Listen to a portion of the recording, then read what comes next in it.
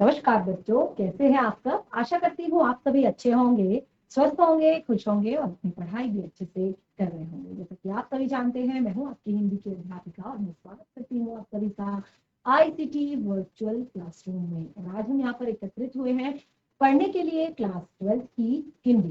Class 12 की हिंदी में हम यहाँ पर पढ़ रहे हैं हमारी आरोह पाठ्य पुस्तिका भाग 2 का चैप्टर गद्य खंड का पाठ 2, यानी कि गद्य खंड का पाठ 2 हम यहाँ पर पढ़ रहे हैं, जिसमें हम पढ़ रहे हैं पाठ 2 जिसका नाम है बाजार दर्शन और लेखक है जैनेन्द्र कुमार जी।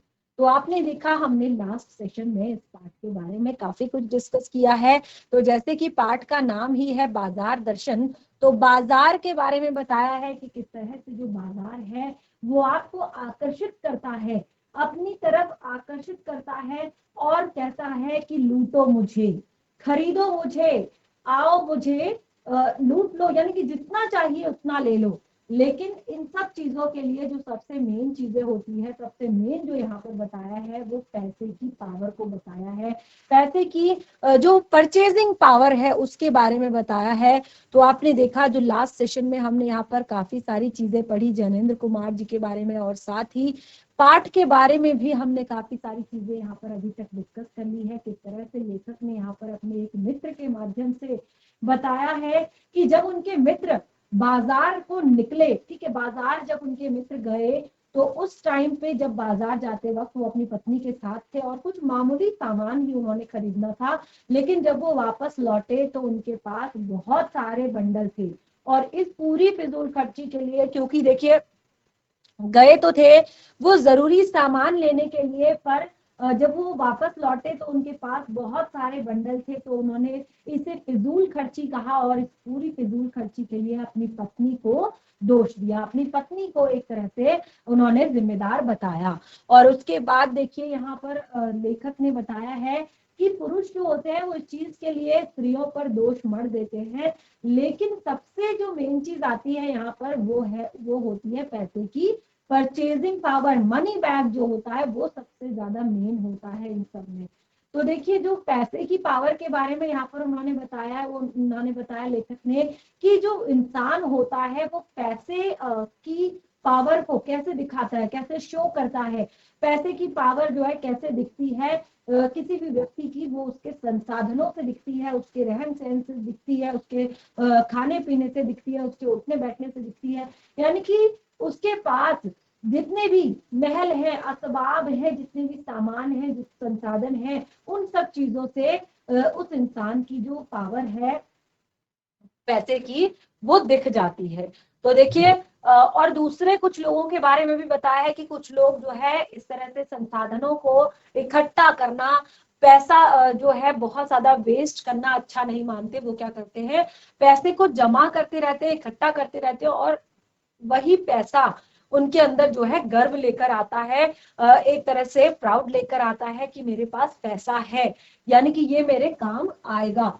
तो इस तरह से हमने यहाँ पर लास्ट सेशन में जो है काफी सारी चीजें पढ़ी। उसके बाद हमने बाजार के जादू के बारे में बताया कि किस तरह से बाजार जो है आपको एक तरह से आकर्षित करता है। और यहाँ पर दो तरह के लोगों के बारे में बताया है, जो संयमहीन होते हैं, ठीक है, जिनके अंदर संयम नहीं होता है, जिनके अंदर धैर्य नहीं होता है, अक्सर क्या करता है बाजार उनको लूट लेता है, अक्सर बाजार उनको पागल बना देता है, बाजार उनको एक तरह से बहुत ज्यादा व्याकुल बना देता है।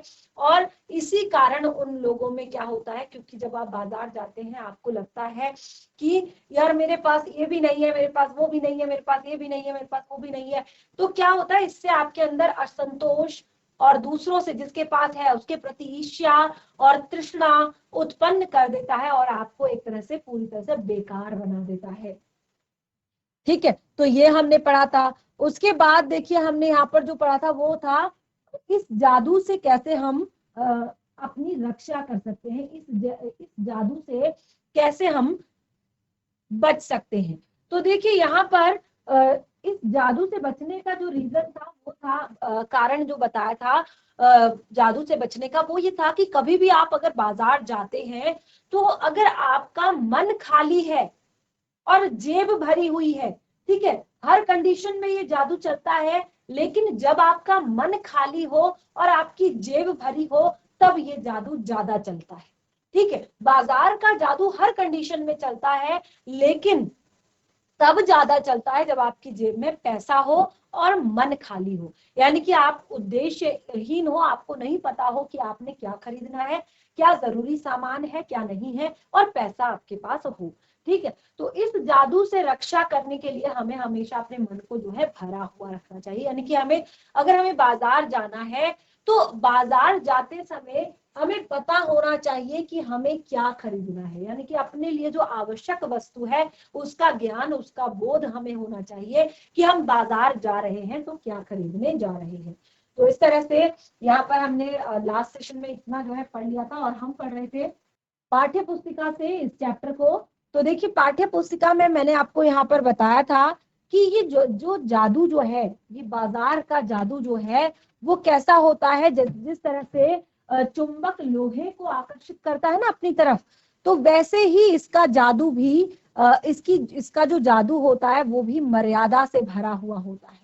यानी कि अगर आपका, जैसे मैंने कहा कि अगर मन खाली हो जेब भरी हो तो भी इसका जादू चलता है, और अगर जेब भरी हो और मन एक तरह से तब ज्यादा असर करता है, और यदि जेब खाली पर मन भरा ना हो तो भी जादू चल जाता है।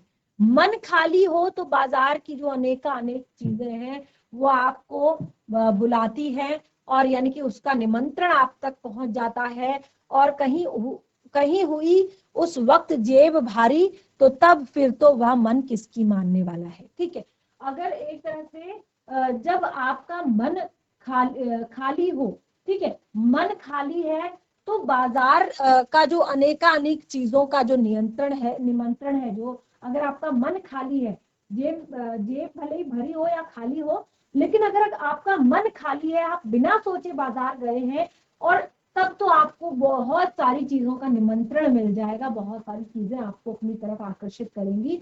और कहीं अगर उस वक्त आपकी जेब भरी हुई, अगर कहीं उस वक्त आपके पास पैसा हुआ, तो फिर तो आपका मन किसकी मानने वाला है, और वो जो है उस तक पहुंच जाएगा। मालूम होता है यह भी ले लूं वह भी ले लूं, सभी सामान जरूरी है, आराम बढ़ाने वाला मालूम होता है, पर यह सब जादू का असर है।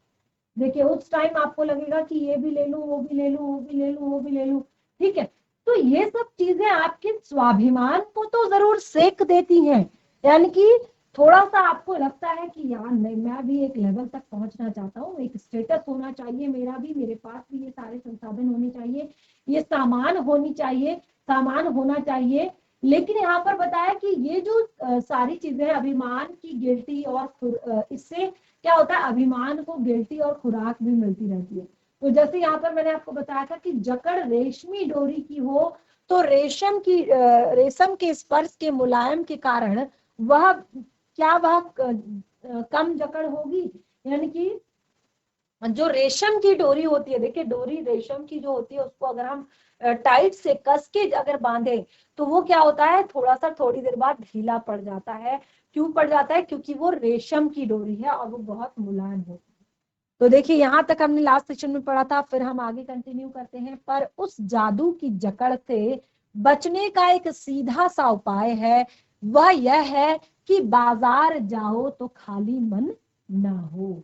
इस पूरे जादू से अगर आपको बचना है, इस जादू की जकड़ से आपने बचना है, इस प्रलोभन से बचना अगर आपको है, तो अगर आप बाजार जाते हैं तो आपका मन कभी भी खाली नहीं होना चाहिए। मन खाली हो तब बाजार ना जाओ, जब आपको पता ना हो, आपका मन खाली हो, आपने चीजों की लिस्ट ना बनाई हो, आपने सामान सोचा ना हो कि आपको किस चीज की जरूरत है, क्या आपको चाहिए, तो फिर आपको क्या है कि आपको बाजार नहीं जाना चाहिए, क्योंकि मन खाली है तो फिर अनावश्यक वस्तुएं आएंगी, जरूरी वस्तु आप भूल जाएंगे, आप ला नहीं पाएंगे। तो एक कहावत है इसके ऊपर, कहते हैं कि लू में जाना हो तो पानी पीकर जाना चाहिए। ठीक है, कहते हैं कि लू में जाना हो तो पानी पीकर जाना चाहिए। अगर लू चल रही हो भयानक, तो आपको अगर बाहर निकलना है तो आपको अच्छे से पानी पीकर जाना चाहिए। तो देखिए पानी तो भीतर है, लू का लूपन व्यर्थ हो जाता है। मन लक्ष्य में भरा हो तो बाजार भी फैला का फैला ही रह जाएगा। यानी कि जो लू लगती है, ठीक है, अगर अगर आप अंदर से ठंडे हो, अगर आपको अंदर से आपके अंदर कोई दिक्कत नहीं है, आप बिल्कुल सही सलामत हो, ठीक ठाक हो, तो फिर बाहर से कितनी भी धूप लग जाए उसका फर्क नहीं पड़ता है। लेकिन अगर आपका गला पहले से सूख रहा है और थोड़ी सी धूप में आप चले गए तो फिर आपके लिए दिक्कत हो सकती है। तो बिल्कुल इसी तरह से मन लक्ष्य से भरा हो, यदि आप पूरा एक प्रॉपर लिस्ट बनाकर जा रहे हैं, आपने सभी सामान की लिस्ट बनाई है, मुझे राशन चाहिए, मुझे कपड़े चाहिए, मुझे जूते चाहिए, मुझे घड़ी चाहिए, मुझे होम डेकोर का सामान चाहिए, मुझे किचन की ग्रोसरी चाहिए, मुझे किचन के बर्तन चाहिए, यूटेंसिल्स चाहिए, बाकी सब चीजें चाहिए, या और घर का छोटा मोटा सामान, या फिर कोई शोकेस, कोई गिफ्ट, कोई कुछ भी चीजें, तो आप प्रॉपर अगर एक लिस्ट बनाकर लेकर जाते हैं, एक लिस्ट भले ही वो 10 सामान की हो या 15 सामान की हो, लेकिन अगर आप एक लिस्ट बनाकर जाते हैं, यानी कि अगर आपका मन भरा हो, तो फिर बाजार भी फैला का फैला रह जाएगा, क्योंकि आप बाजार में फिर अनावश्यक वस्तुओं को नहीं खरीदोगे। आप देखोगे मेरे पास 1 से 2 घंटे का समय है और आपने 1 से 2 घंटे में इतना सारा सामान खरीदना है, और इसके लिए आपको किसी भी, अगर आपको राशन खरीदना होगा आप राशन की ही दुकान में जाएंगे, अगर आपको कपड़े खरीदने होंगे तो आप कपड़ों की ही दुकान में जाएंगे, अगर आपको जूते चप्पल खरीदने हैं, अगर आपको घड़ी खरीदनी है, अगर आपको बाकी चीजें खरीदनी है, तो आप उन्हीं की दुकानों में जाएंगे। इस तरह से क्या होगा, आपका समय भी बचेगा, आपका पैसा भी बचेगा, और व्यर्थ का जो है खर्च नहीं होगा। ठीक है, तो वो कह रहे हैं कि बाजार तो बिल्कुल फैला का फैला रह जाएगा, वह घाव बिल्कुल नहीं दे सकेगा। यानी कि क्योंकि अगर आपके पास लिस्ट बनी हुई है, आपको पता है आपने क्या सामान खरीदना है, कहाँ से खरीदना है, कितने तक का आ जाएगा, आपने एक बिल्कुल सारी चीजें आपने अगर मैनेज कर रखी हैं, तो क्या होता है फिर बाजार जो है आपको घाव नहीं दे पाएगा, आपको दुखी नहीं करेगा, आपको कष्ट नहीं देगा, क्योंकि जिन चीजों को आपने लेना नहीं है उनको आप देखेंगे नहीं, तो फिर वो चीजें वैसी की वैसी पड़ी रह जाएंगी। ठीक है, बल्कि कुछ आनंद ही देगा, बल्कि आपको अच्छा ही लगेगा।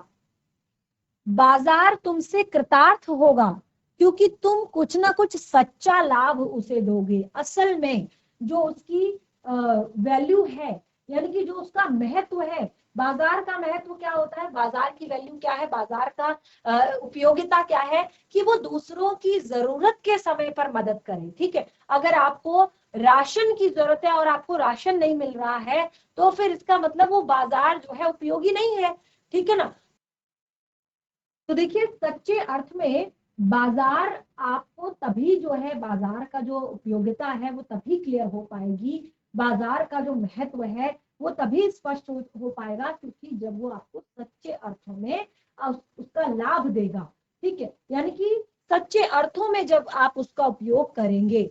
बाजार की असली कृतार्थता है कि आवश्यकता के समय काम आना। बाजार की असली कृतार्थता क्या है, कि आवश्यकता के समय काम आना। ठीक है, अगर आपको बहुत ही ज्यादा नीड है, किसी सामान की बहुत ज्यादा जरूरत है, तो अगर आप 10 दुकानों में चले गए हैं और आपको फिर आखिर में एक दुकान में जाकर मिल जाता है, तो यही सच्चा एक तरह से सच्चा महत्व है बाजार का, कि एक बाजार है और वहां पर सारी चीजें आपको उपलब्ध होती हैं, तो यही सच में जो है असली कृतार्थता है। अब देखिए यहाँ पर एक अंतर चिन्ह लेना बहुत जरूरी है। मन खाली नहीं रहना चाहिए। अब देखिए एक अंतर चिन्ह की, मन खाली नहीं रहना चाहिए, इसका मतलब यह है कि वह मन बंद रहना चाहिए। देखिए यहाँ पर कहा है कि मन खाली नहीं रहना चाहिए, तो इसका मतलब ये नहीं है, एक अंतर चिन्ह जो है वो आप जरूर देख लीजिएगा। मन खाली नहीं होना चाहिए, ना कि बंद होना चाहिए। ठीक है, खाली नहीं होना चाहिए, ना कि बंद होना चाहिए, ऐसा भी नहीं। ठीक है, कि आपका मन जो है हमेशा के लिए बंद हो गया हो, यानी कि बाजार से उठ गया हो, आपकी कोई शान और शौकत ही ना रह गई हो, आपकी कोई नीड ही ना रह गई हो, आपकी कोई जरूरत ही ना रह गई हो, तो ऐसा नहीं होना चाहिए। यानी कि मन बंद नहीं होना चाहिए कभी भी।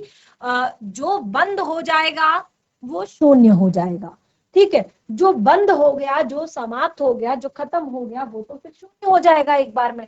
ठीक है, तो बाजार में मन का बंद होना और मन का खाली ना रहना, ये जो है दो अलग अलग चीजें हैं, इसमें आप ध्यान से इसको समझें।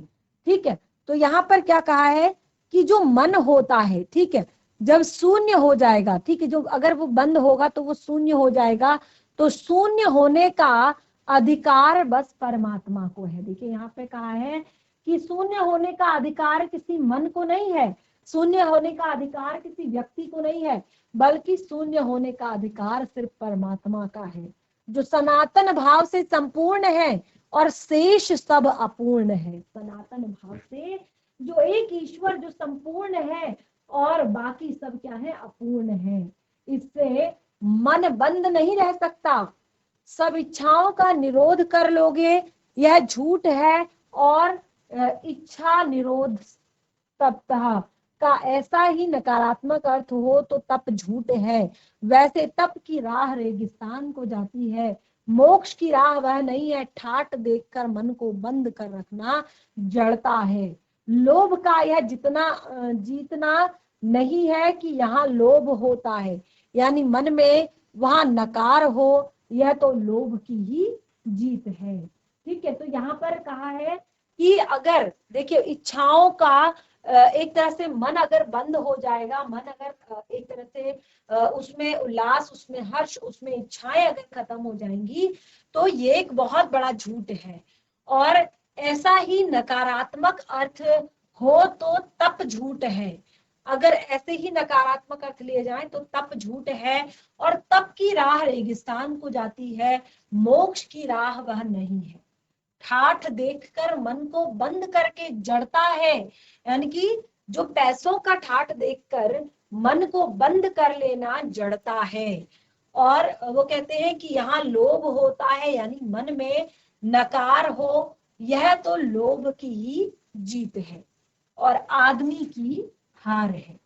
आंख अपनी फोड़ डाली तब लोभनीय के दर्शन से बचे तो क्या हुआ। ठीक है, अपनी आंख पहले ही फोड़ डाली और तब ऐसे लोभनीय चीजों के, यानी कि जो लुभावनी चीजें हैं, उनके दर्शन से बचे रहे तो क्या फायदा। ठीक है, यानी कि आपने पहले आंखें बंद कर ली और उसके बाद अब चीजों को देख रहे हैं, तो फिर कोई फायदा नहीं। ऐसे में क्या लोभ मिट जाएगा। और कौन कहता है कि आंखें फूटने पर रूप दिखना बंद हो जाएगा। क्या आंख बंद करके ही हम अपने सपने नहीं देख लेते, और वे सपने क्या चैन भंग नहीं करते। इससे मन को बंद कर डालने की कोशिश तो अच्छी नहीं है। यह अकारथ है तो हठ वाला योग है, शायद हठ ही हठ है, योग नहीं है। तो देखिए यहाँ पर बहुत ही सुंदर पंक्ति कही है कि ये जो ऐसा क्या, ऐसा करने से आपका लोभ मिट जाएगा, यानी कि जो आप इतनी छोटी चीज कर रहे हैं तो क्या आपका लोभ मिट जाएगा। और कौन कहता है कि आंख फूटने पर रूप दिखना बंद हो जाता है। यदि आंख फूट जाए तो रूप दिखना बंद हो जाता है। आंख बंद करके ही हम सपने में होते हैं।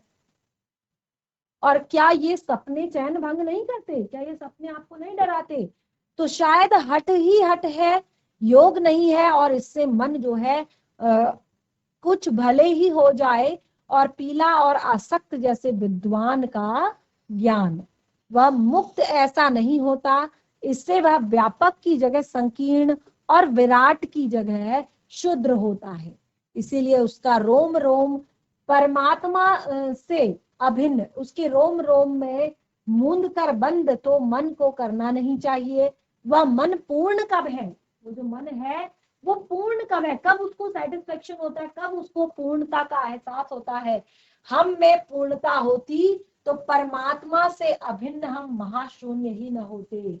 यानी कि अगर हमको पूर्णता का एहसास होता, पूर्णता यानी कि हमें लगता कि यार जो कुछ है वही हमारा है, सब कुछ जो हमारे पास है वो सब हमारा है, और उसको एक्सेप्ट करते, उसी में अगर जीना सीखते, उसी में अगर रहना सीखते, तो फिर क्या होता। यहाँ पर बताया कि वह मन मूर्ण कब है, जब हम पूर्णता, जब हमें पूर्णता होती है। पूर्णता होती है यानी कि जब हमें एहसास होता है पूर्णता का कि हम जो है आज कंप्लीट है, हमने अच्छे से सब कुछ कर लिया है, सब कुछ चीजें हमने अच्छे से यहाँ पर निभाई है। तो इसी से हम है सच्चा ज्ञान सदा इसी अपूर्णता के बोध को हम में गहरा करता है। सच्चा कर्म सदा इस अपूर्णता की स्वीकृति के साथ होता है। अतः उपाय कोई वही हो सकता है जो बलात् मन को रोकने का मन ना कहे, जो मन को भी इसीलिए सुने क्योंकि वह अप्रयोजनीय रूप से हमें प्राप्त नहीं होता। हाँ, जो यहाँ पर कहा मन मानेपन की छूट मन की न हो, क्योंकि वह अखिल का अंग है और वह खुद कुल नहीं है। ठीक है, तो इस तरह से यहाँ पर कहा है कि पूरे चैप्टर में कि हमें ऐसा करना चाहिए कि कोई भी चीज हो, ठीक है, कोई भी जो उपाय हो सकता है कि ये जो मन आपको रोकने की कोशिश करे, आपको रोके, तो इसीलिए यहाँ पर ये अप्रयोजनीय रूप में हमें प्राप्त नहीं हुआ है, यानी कि जो ये सारी चीजें हैं ये हमें प्राप्त नहीं हुई है। तो अब देखिए लेखक आगे बढ़ते हैं। अभी तक उन्होंने 2 किस्से अलग अलग जो अपने मित्र हैं उनके सुना दिए हैं, जिसमें से एक मित्र उनके जरूरत से ज्यादा सामान लेकर आते हैं और एक मित्र जो है वो जरूरत के जितना भी खर्च नहीं करके आते, यानी कि उनको ऐसा लगता है कि ये चीज भी जरूरी नहीं है, ये चीज भी जरूरी नहीं है। अब देखिए लेखक अपने पास के जो महानुभाव है उनके साथ डिस्कस कर रहे हैं। कहते हैं पड़ोस में एक महानुभाव रहते हैं, उनके ही पड़ोस में एक महानुभाव, महानुभाव यानी कि जो उम्र में भी थोड़ा सा बड़े हो और थोड़ा सा उम्र में भी थोड़ा सा बड़े हो और थोड़ा सा क्या हो, एक तरह से अनुभवी हो, बुजुर्ग हो। ठीक है, तो पड़ोस में एक महानुभाव रहते थे जिनको लोग भगत जी कहते थे। अब देखिए लेखक एक तीसरा एग्जाम्पल यहाँ पर दे रहे हैं, तीसरा उदाहरण दे रहे हैं। तो यहाँ पर कहते हैं कि उनका जो पड़ोस था वहां पर एक महानुभाव यानी कि एक व्यक्ति रहते थे और लोग उनको क्या कहते थे, भगत जी कहकर पुकारते थे। चूरन बेचते थे और यह काम करते थे, जाने उन्हें कितने बरस हो गए चूरन बेचते हुए और ये सारे काम करते हुए कि न जाने उन्हें कितने वर्ष बीत गए, लेकिन किसी भी दिन चूरन से उन्हें 6 आने पैसे से ज्यादा नहीं कमाए। तो एक तरह से जो महानुभाव थे वो एक तरह से चूरन बेचते थे और यह काम करते थे और न जाने उनको ये काम करने में, चूरन बेचने में कितने साल हो गए होंगे और लेकिन किसी भी दिन चूरन से उन्हें 6 आने से पैसे ज्यादा नहीं मिले। चूरन उनका आसपास सरनाम है और खुद लोकप्रिय हैं। कहीं व्यवसाय का गुर पकड़ लेते हैं तो उस पर चलते हैं तो आज खुशहाल का क्या मालामाल होते, क्या कुछ उनके पास न होता। इधर 10 वर्षों में देख रहा हूं उनका चूरन हाथों हाथ बिक जाता है, पर वह न उसे थोक देते हैं न ही व्यापारियों को बेचते हैं। पेशगी ऑर्डर कोई नहीं लेते, बंधे वक्त पर अपनी चूरन की पेटी लेकर घर से बाहर हुए नहीं कि जो बंधे हुए वक्त में, यानी कि जो उनका फिक्स टाइमिंग है, बंधे हुआ वक्त किसे कहते हैं, जो उनकी फिक्स टाइमिंग है, उस फिक्स टाइमिंग में वो घर से बाहर निकलते हैं और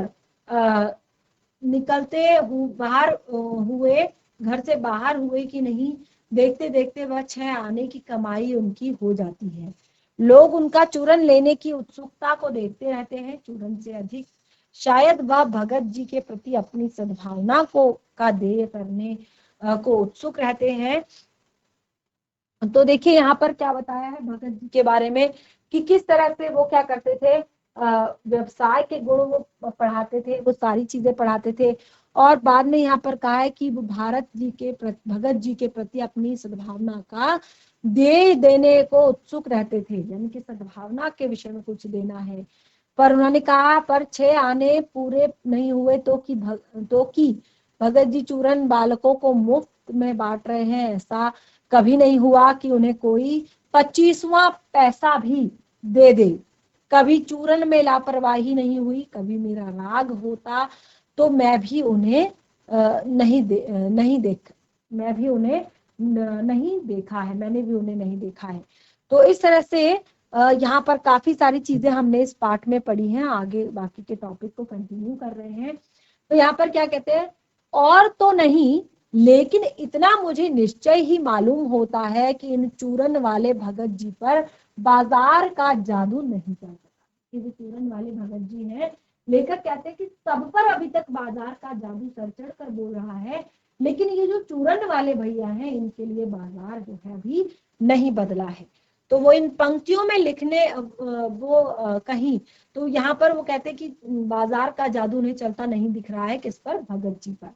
तो कहते हैं कहीं आप भूल तो ना करोगी बैठिएगा, कहीं आप भूल ना कर बैठिएगा इस पंक्ति में, यानी कि कहीं आप भूल न कर बैठिएगा इन पंक्तियों को लिखने वाला मैं चूरन नहीं बेचता हूँ। लेखक कहते हैं कि ये जो पंक्तियां मैंने यहाँ पर लिखी हैं, इन पंक्तियों को बनाने वाला जो मैं हूं, मैं चूरन नहीं बेचता। वो कहते हैं जी हाँ, जी नहीं, ऐसी हल्की बात पर भी ना सोचिएगा, यह समझिएगा कि लेख के किसी भी सामान्य पाठक से उस चूरन वाले को श्रेष्ठ बताने की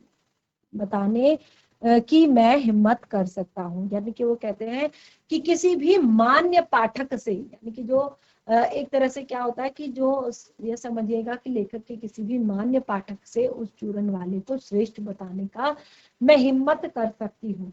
तो वो कहते हैं क्या जाने उस भोले आदमी को अक्षर ज्ञान तक भी है या नहीं, और बड़ी बड़ी बातें तो उसे मालूम क्या होंगी, और हम आप न जाने कितनी बड़ी बड़ी बातें जानते हैं। इससे यह तो नहीं हो सकता कि वह चूरन वाला भगत जी हम लोगों के सामने एकदम नाचीज आदमी हो जाए।